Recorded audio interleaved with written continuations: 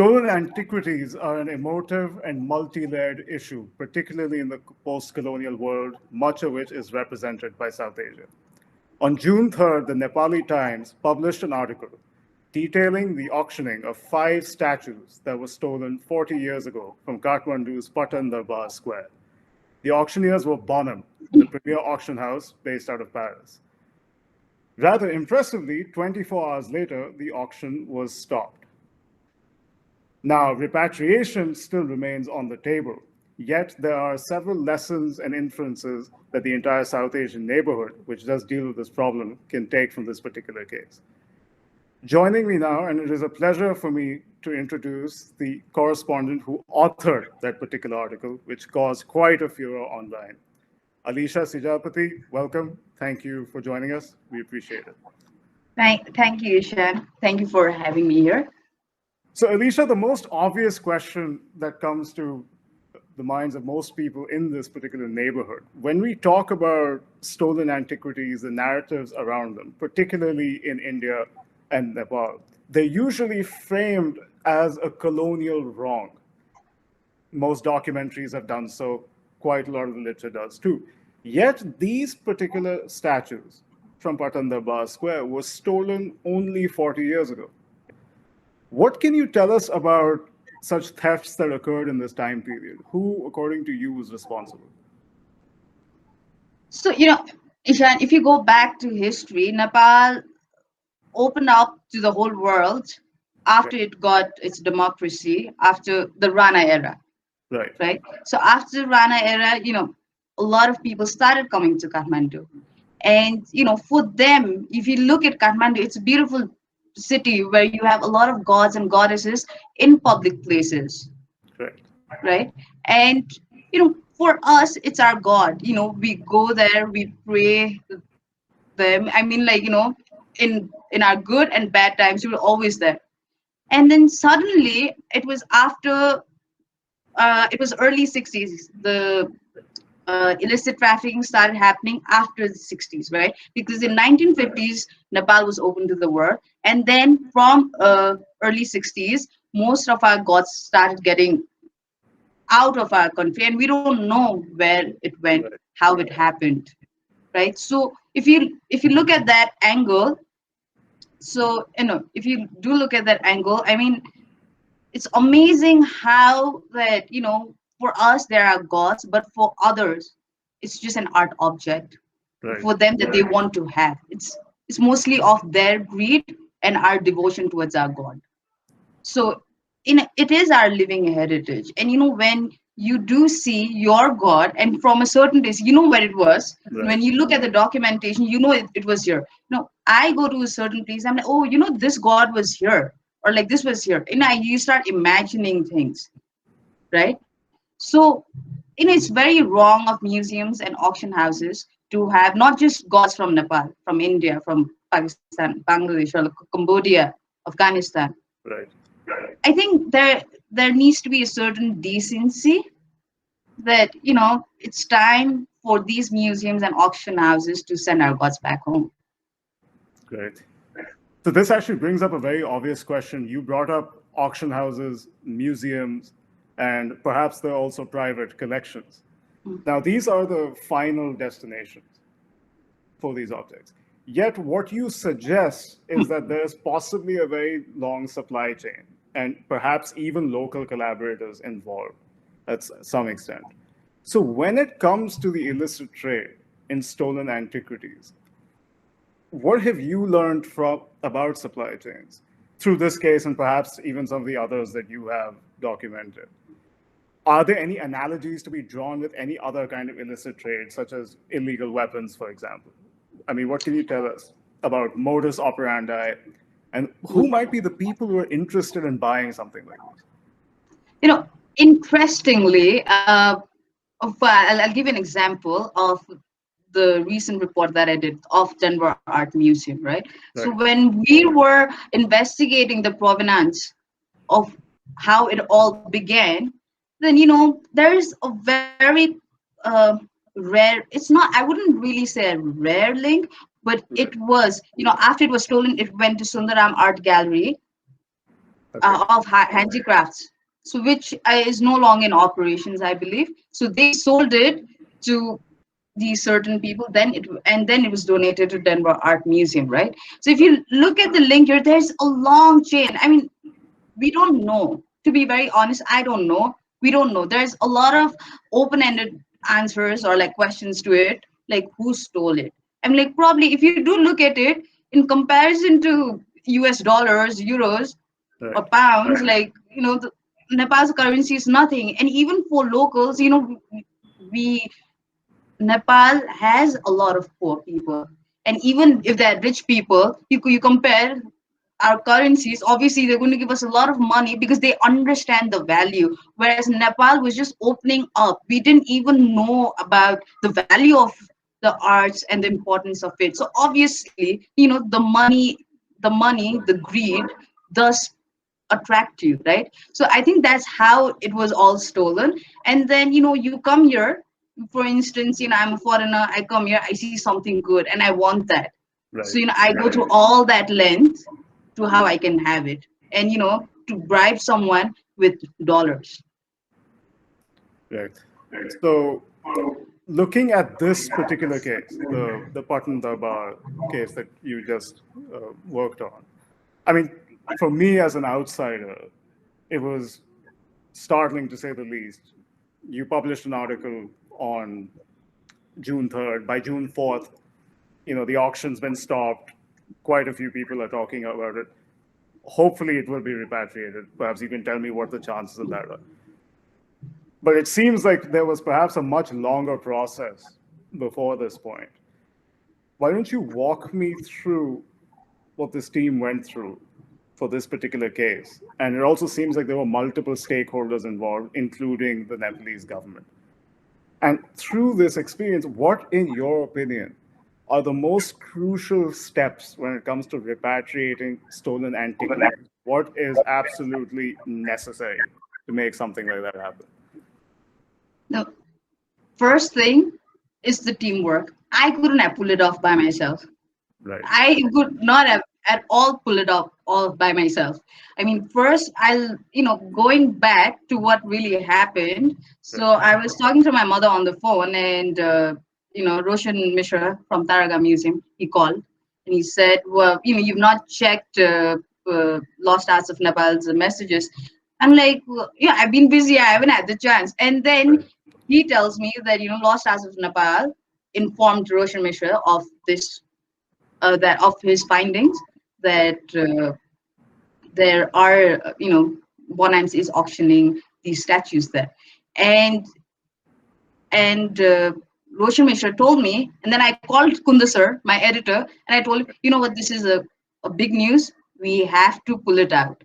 Right. And it was something that I had to churn it out in like a couple of hours. And after that, I couldn't do things by myself. I had to inform everyone, just not for my story, but to not repatriate, but cancel it at this point, right? Right. So I had to call Sanjay Adhikari, who's a legal advisor and who's also a heritage activist. So I had to call him. I had to ask him to file an application. So he filed an application to Department of Archaeology, UNESCO Kathmandu, Ministry of Culture, Ministry of Foreign Affairs, and it was dispatched. And then Roshan Mishra contacted Bonhams. He sent an email to them. And once Sanjay Adhikari did everything he had to do, I had to call up every single person. I mean, from Ministry of Foreign Affairs, and I need a contact for the Nepal ambassador to France. Right. And while I was writing, my hands were already sweaty, and I was on calls back to back. And the article is out. And after the article was out, another whole case that, Rabindra Puri, who runs a Stolen Art Museum, I mean, he is going to operate it by 2022. Okay.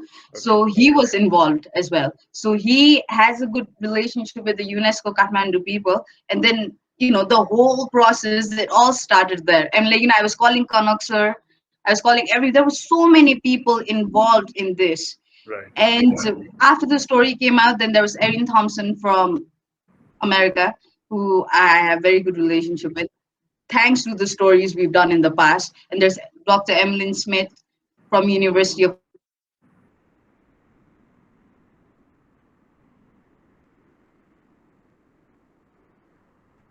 who amplified the stories.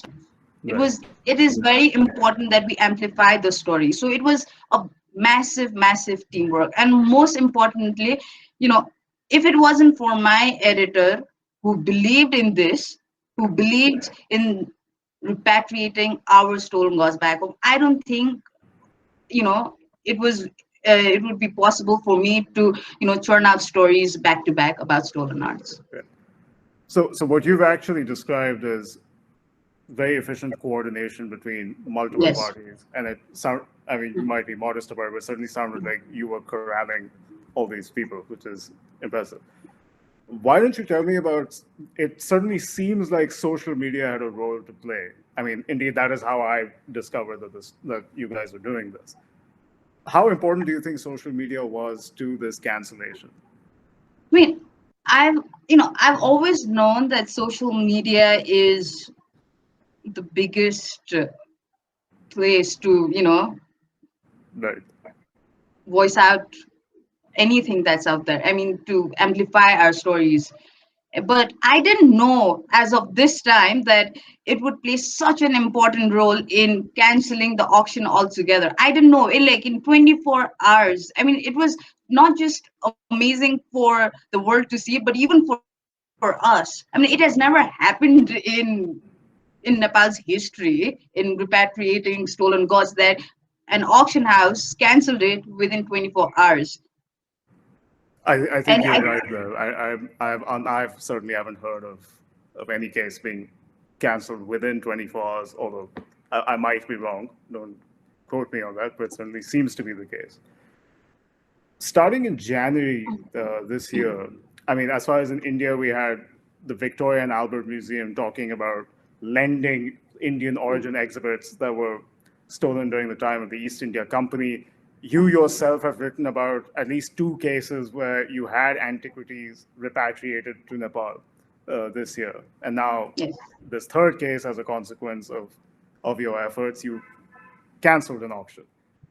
So There, there I does. sorry to cut you. So I think the first was Lakshmi Narayan statue, which was in Dallas Museum of Art. Right. So it all began. I think that was the biggest momentum for us. Right. That that statue, it's been found. That was found by Joylyn Davis, and then after that, it never stopped. The momentum never stopped after that. So like since January, like how it all happened, like you said, even the Victoria Albert Museum case, right? So in Nepal, if you look at it, Lakshmi Narayan statue is back in Kathmandu already. So Chatramukhi Shivalinga from our Art Institute of Chicago is already in Nepal Embassy in the US, in Washington. And then there are three other statues that were handed over to the Consulate of New York in Nepal Right. by the Manhattan District Attorney. So there were three statues there. And then yes, we're looking at Met Museum.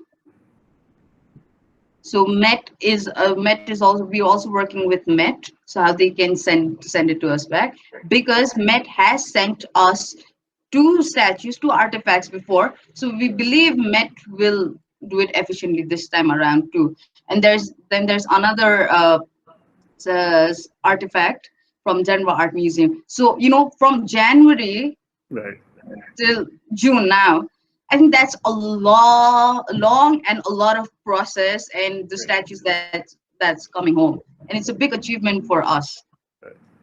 I'm glad you brought all these cases up because, as you already know, when it comes to stolen antiquities, it's been a long and uphill battle for years. I mean, it's been written about, there have been films on it, etc.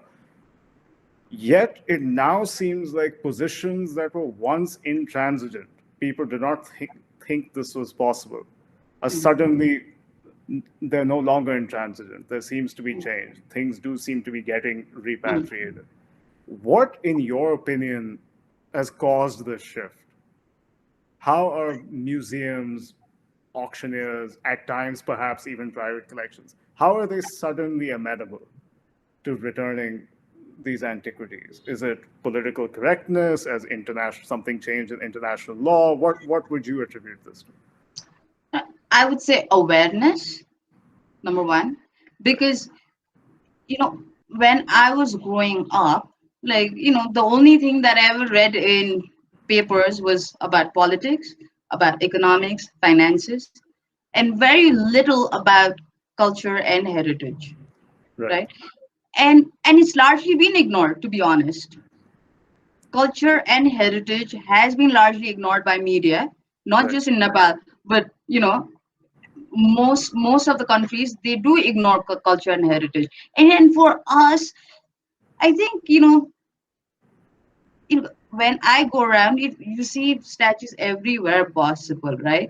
Right, So why not? You have such amazing art historians who came up with these books, Stolen Images of Nepal, Jürgen Schick's book. And if you do look at it, there's so many other books. You research more and more, and it's always been there, but no one really had the time to sit down, do a research that, oh, where are all these things? While our gods have traveled all across seven seas to museums there and sitting here, and this was in 80s, 70s, and now it's 2021, and we are being proactive right now, which is like, it's been late, yeah, but I think it's here to stay. And I think personally speaking, there are art historians here, and there was Dina Bangdel, Leng Singh Bangdel, and there's so many other people like Sukra Sagar Shrestha, who's really worked hard in trying to figure out where our stolen gods are. And unfortunately, they all have passed away. And who's going to, work along those lines? I mean, right, like, who's going to follow their legacy? Someone has to be there to finish their work, their hard work. And I think it's time all of us do that, because it's our God. It's not. I wouldn't say it's our property, but it's our living heritage. correct. Why would you want it when you know it is from your country? Why would you want it to be somewhere else? Right. I'm glad you actually gave that explanation about living heritage because, I mean, many of these items, in fact, most of them were objects of worship and, in fact, living heritage. Rather ironically, some auction houses and museums are also set them up that way on the exhibits, using the tagline of living heritage. Yet, what you suggest also seems to indicate a change in the way these items were valued. Now, obviously there is a religious significance. I mean, the whole campaign is also Yeah. centered over bringing our gods Uh, back mm, home. The monetary value, of course, can't be uh, ignored. I mean, indeed, they are being auctioned and sold. Yet, what you seem to suggest is that there is some other value besides religious significance and monetary value. mm. So, in your opinion, what makes repatriating stolen antiquities of paramount importance to a nation? Why is it so important? I'm going to give you. I don't know if this example works, but if you go to Pashupati, Right, around Shivratri or every Monday, there are like thousands of people standing there, with garlands and flowers, to worship Pashupatinath, right? right, So that, in hard times or good times, all of us are there. We have certain faith and devotion towards our God. So how important Pashupatinath is for us. right, And significantly, these other gods are also significant to us, right? Culturally speaking, you know, so every family has their own gods in right, Nepal, right?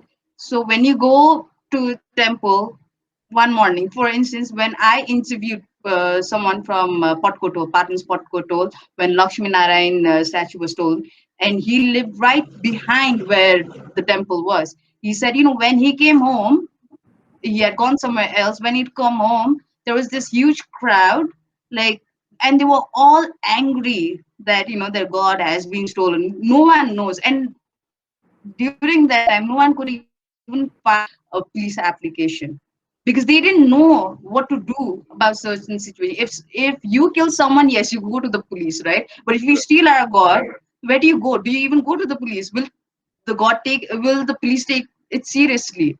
Right. And so a lot of cases of stolen gods have been unrecorded, which makes it difficult for us to work on repatriation as well. Right. And it is these books, the documentation, that has helped us. And when you talk about the museums, it's not easy for us. So I personally, if I email Denver Art Museum or any other museum, just because I send them an email, they're not going to send the museum. They're not going to send our gods back home, right? Right. So there's a whole lot of bureaucratic process or diplomatic channel that works through that, Right. and it's not going to come home overnight after we post a story. It takes a lot of time and energy for the government to work there, and we all know that bureaucratic work, it takes time. Right. So, Alicia, that was very insightful. To conclude this interview, I would like to give you the floor for perhaps a minute or two. If there's anything that you would like to add or discuss, or you think is of relevance to us as an Indian audience or a Nepalese audience, whatever you would like to say, the floor is yours.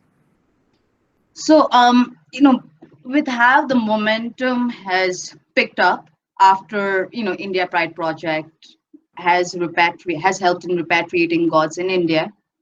And, we've had conversations with Vijay Kumar from India Pride Project. And in Nepal, we're planning to come up with a repatriation program that includes journalist Kanakmani Dixit, uh, architect Rohit Ranjitkar, Dilendra Shrestha, Roshan Mishra, Riddhiba Pradhan, and who's the former DG of Department of Archaeology, and Sanjay Adhikari, who's a lawyer. So all of us, we're planning to come up with a repatriation program so that we can work in a scheduled process and work alongside the government to how to bring it back and to make work easier for the government as well as for us, and also work with the museums in Kathmandu. And with that, we're also planning to expand our network to museums around South Asia. And Vijay and Goshamesh, we had a very lovely conversation to how we want to expand the community to bring back our gods, the South Asian gods, back home together. Let's work on it together. That's the plan. Alicia Shijapati, on behalf of Global Order, thank you very much for your insights and all your time. Thank you so much.